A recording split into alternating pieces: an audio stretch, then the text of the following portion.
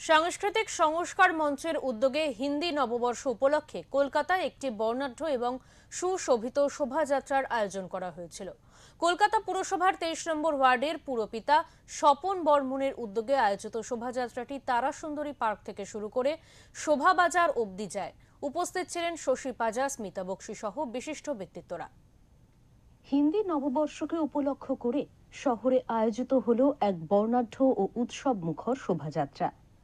সাংস্কৃতিক সংস্কার মঞ্চের উদ্যোগে এই শোভাযাত্রা শুরু হয় তারা সুন্দরী পার্ক থেকে, যা জোড়াসাঁকোয় গিয়ে শেষ হয়।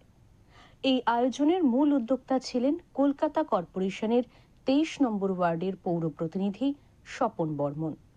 তার উদ্যোগে এই শোভাযাত্রা নতুন মাত্রা পায় এবং নববর্ষকে ঘিরে শহরের আবহ হয়ে ওঠে উৎসব মুখর। আজকের শোভাযাত্রা সম্পর্কে তিনি বলেন, শুধু এই বছর নয়, প্রত্যেক বছর আমরা এই উৎসব পালন করি।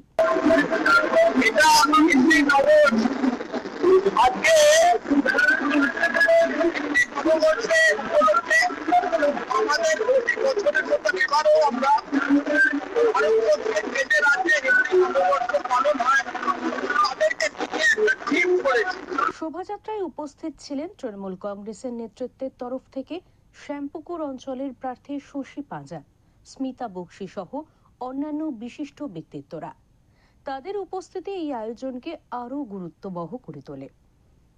নববর্ষকে স্বাগত জানাতেই সাধারণ মানুষের উৎসাহ ছিল চোখে পড়ার মতো।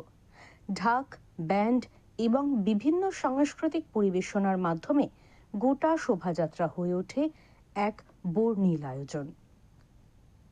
অনির্বাণ দত্তের রিপোর্ট, ওঙ্কার বাংলা।